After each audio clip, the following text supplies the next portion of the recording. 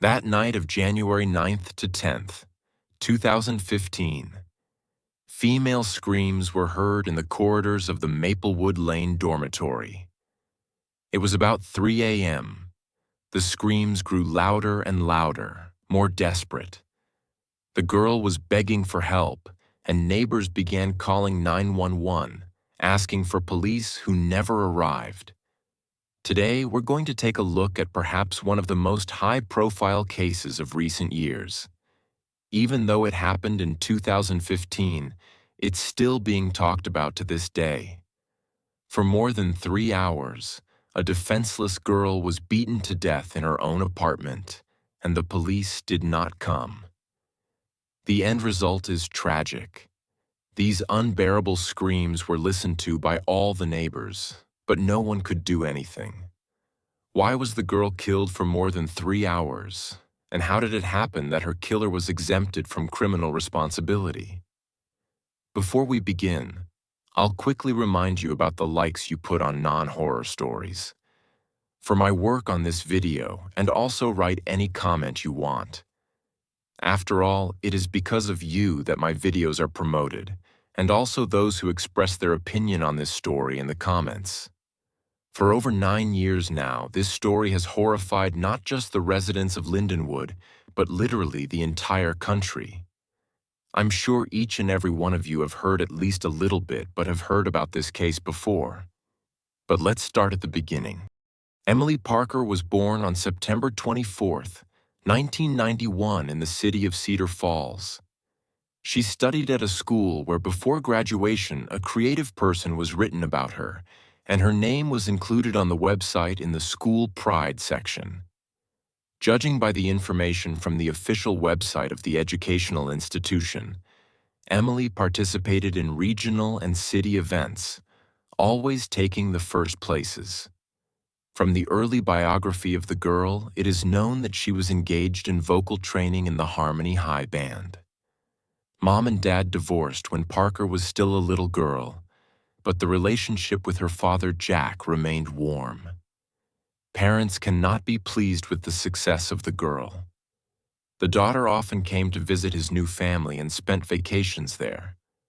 Parents loved her very much and sincerely happy about her success in music. After graduating from high school, Emily decided to enroll in Kentucky Technical Institute, which surprised her mother, Sarah, who expected her daughter to continue her studies at the Kentucky School of Arts and Design. The adorable girl was a creative person, a participant in many activities, beautiful, charming. She seemed to have her whole life ahead of her. Now let's consider Tyler Mitchell, who was born on August 4th, 1989. The biography of this man is horrifying. In his family were problems. The boy's father committed suicide using a double-barreled shotgun. Tyler's brother claimed that he did not see any cruelty and destructive behavior in his brother. However, Emily's parents disapproved of Tyler. Emily's father, Jack Parker, called his daughter's ex-boyfriend a rotten blood, and her mother called him a monster. Tyler, who dropped out after 9th grade, is a very different person compared to Emily. He used alcohol and was tried for robbery. They started dating in 2012. The young people's parents lived in the same house and had known each other for a long time. The couple spent time together at house parties and in various entertainment establishments. From time to time, Tyler posted joint romantic photos on social networks. Emily's love for Tyler was stacked in the classic scheme: a smart girl and a hooligan. However, she hoped he wasn't what he seemed and could be changed. But as is often the case, these stories end tragically. Tyler, who had no desire to find a job and was unemployed, viewed Emily as a set of perfections. Beautiful and smart, from whom you can always take money to support yourself. Tyler never appeared at family celebrations and was not visible in the photos posted by Emily on social networks. The girl had good future perspectives. and her parents planned to help her with an apartment and a future job. It was all going well. After graduation, she would definitely build a career. The relationship between Emily and Tyler was strained. He had no intention of changing. In November 2014, after 2 years of such a toxic relationship, the girl decided to break up with Tyler. But he was categorically disagreed with this turn of events. Tyler Mitchell decided that Emily would either be his or dead, and this was not an emotional display, but a cold, considered plan. Tyler's brother also spoke of his intention to kill Emily, but his words were not taken seriously. However, given certain circumstances, it is safe to assume that even if the perpetrator's brother had gone to the police, he would have been returned home. Tyler had spoken in advance about his intention to kill the girl, but at the trial, he claimed that he did not intend to take the girl's life. Tyler began planning his violent revenge. On January 9th, 2015, when he called her and offered to pick up her belongings. They were renting a dormitory apartment together on Maplewood Lane, and after an argument, Emily moved into a separate apartment. So Emily drove, after which she went into the apartment, from which she never came out again. She recorded her last voicemail message to the friend who was supposed to help her with the move. The first such message Emily sent around 5 p.m. "Baby, look, I'm still here packing. Basically, I think I have half an o'clock more for the cab and I'll make it. Hopefully by 6 p.m. I'll be at my apartment." The second voicemail was from Tyler, where he pleaded with her not to come. "Please, I'm asking you seriously, give me a break. Get some rest for now. I need this person right now, and I need her to be with me. I care and need this. Enough, please don't interfere. I will help her with everything myself." At 3 a.m., neighbors heard terrifying screams coming from apartment number 738. A witness who called the police described what happened as a massacre. About 15 people gathered in the hallway outside the apartment, including Tyler's brother, who remembered Tyler's words and realized they had to quickly open the iron door. They began looking for tools and called for police assistance several times, who sent a crew to investigate. The girl screamed as hard as she could. "Help, save me," and neighbors knocked, but the door was locked. What was going on in Tyler's apartment at this point? It seems that the tyrant had hopes to talk sense into the girl and bring about a peace.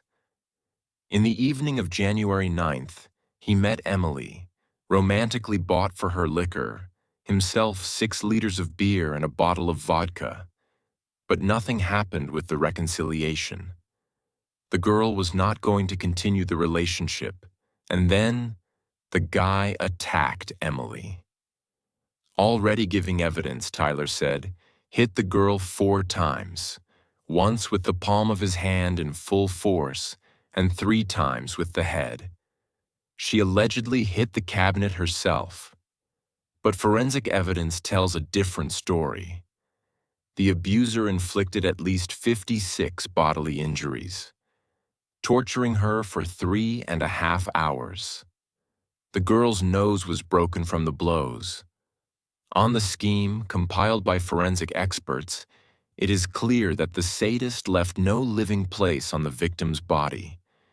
Before, pathologists presented a terrible picture: bruises, abrasions, cuts, lacerations. He struck not only with his hands and feet. The entrance went heavy objects, and then Mitchell took up a knife. This all confirmed the data of 2 forensic examinations. It is established that Mitchell slashed twice across Emily's body with the knife. Then he decided to take another knife, a sharper one, to inflict more pain. During questioning, he complained that Emily was biting his fingers. The victim tried to escape from the animal's paws, to run away from the apartment, which had become a death trap. At the door, Neighbors heard the girl beating on the steel door, unsuccessfully trying to open it, and Mitchell pulled his victim back, continuing the carnage. Which begs the question, where are the police? The answer is simple. They took their time. It's scary to listen to audio recordings of the calls police received on January 9th, 2015 from 4 a.m. The neighbors didn't stop calling the police, but no one came. A new question comes to mind. What was going on in the police station at that time? Maybe all the cars are on call or on their way to the scene? After the tragedy, the service operator cried bitterly. But her tears were not caused by the dead girl. She was worried about the broken career of her boss. The creepiest part of the story is that Emily could have been saved. What were the police officers doing at the time? Security footage from the precinct. They were on duty the night that Tyler Mitchell tortured his victim for hours. At 5:10 a.m., police were skeptical of the call to this address, and no one went. But by 5:10 a.m., a squad was on its way to the discovery of the old man's body at another address. Meanwhile, Emily was screaming and calling for help. At 5:21 a.m., the major decided to take a little rest. Tired, he was replaced by the captain, who also received a signal about the massacre on Maplewood Lane, and also did nothing. Subsequently, the major tried to explain his inaction by saying that the squad had run out of gasoline. But there was gas, as it turned out, immediately after the massacre of Emily. Emily could have been saved. There was time. The sadist took his time. And suddenly, after 3 hours of unbearable cries for help, everything stopped. This horror, according to neighbors, lasted until 6:30 in the morning. That is, they called the police for more than an hour and a half in a row, and suddenly the screams in apartment 738 stopped. There was dead silence. It was Mitchell who put an end to the torture. First by delivering a brutal blow to the head, resulting in a head injury, and then by strangling the victim with an iron cord. And here we should pay attention to a very important fact, noted by forensic experts. Death came not only from suffocation, as the criminal tries to assure in his testimony to mitigate punishment, but because of the inflicted injuries. That means Mitchell didn't just strangle Emily, he tortured her to death. At this moment, the neighbors finally found a metal breaker. The men started breaking down the door. As they broke down the door, they saw the girl's lifeless body on the floor. Blood was smeared on the walls. There was a real massacre in the apartment. The neighbors were sure that if the police officers had arrived, the girl would not have taken her life. And here is what is indicative. When the front office learned that there was no one to save, the squad was immediately found. The charge against the two senior officers was, for some reason, brought as a result of negligence. And this article allows to get away with a fine. Moreover, the indictment did not forget to mention the police officers have extenuating circumstances. Young children, which means that the police officers have a chance to receive a purely symbolic punishment for damages. Emily's mom, Sarah, is still waiting for a call from her daughter. She finds it easier to believe that Emily is somewhere far away in another city building a career, working and doing well. Her father, berating himself for not being there for her in time. Emily's uncle, taking the body of his niece from the morgue, could not believe his eyes. The whole town came to say goodbye to Emily. The church, designed for 600 people, was packed to capacity. She was known, appreciated, loved by many. Tyler Mitchell could have gotten a light sentence.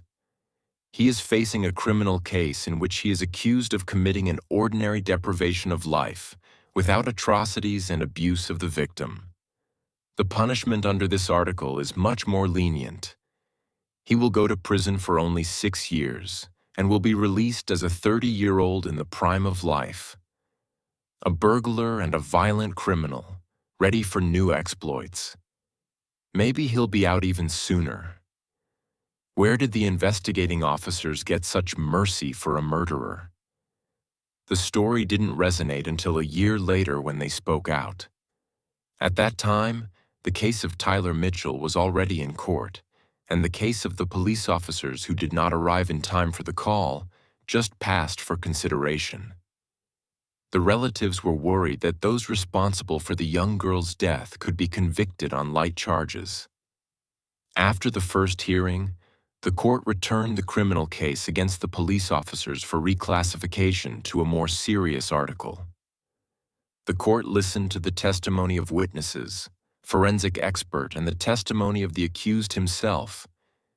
It turned out that Emily died from a combination of injuries. On her body counted more than 100 injuries, bruises, hematomas, and slash wounds. It turned out that the perpetrator strangled the girl several times. After the first one, Emily was still alive. Claimed that the conflict was started by Emily herself. She insulted Tyler. He got angry and hit her several times. A fight ensued. When the girl was already lying on the floor, Mitchell saw a nearby iron and wrapped its cord around her neck.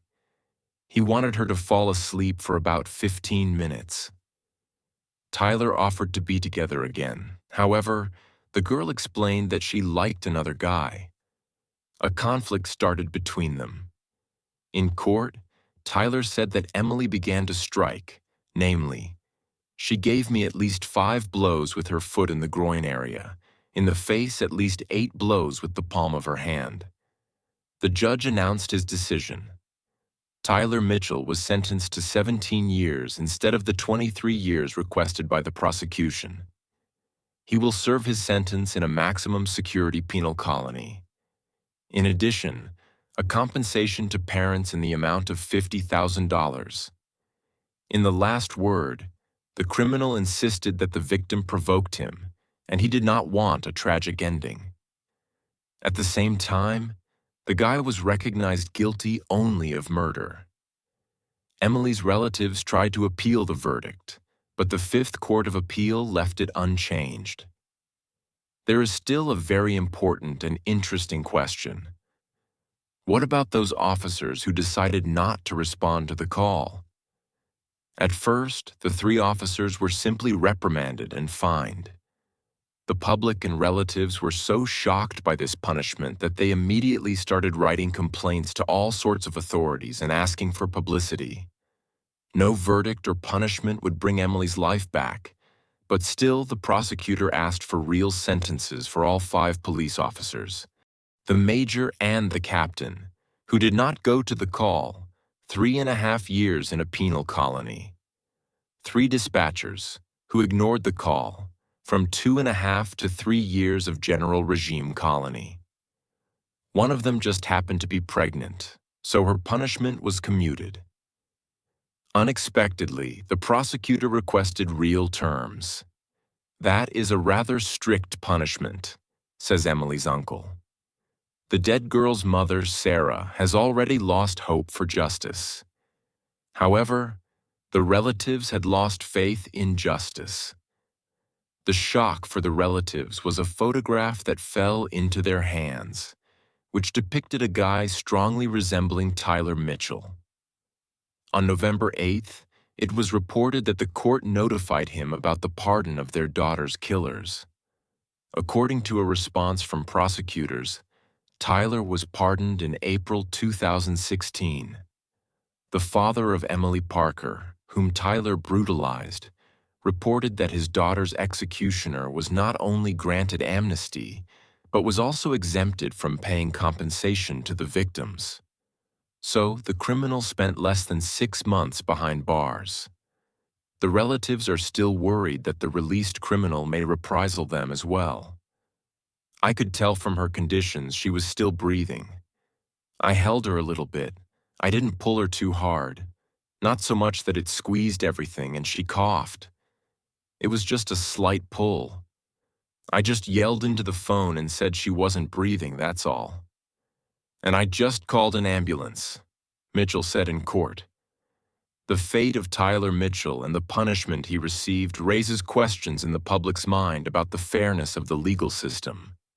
This story underscores the importance of timely and appropriate police response to calls for help, and raises questions about how justice can be achieved in such tragic situations. Do you think Tyler's punishment was fair? Share your opinion in the comments about this story. I'm very interested to hear what you think. Would you like to hear similar stories on my channel?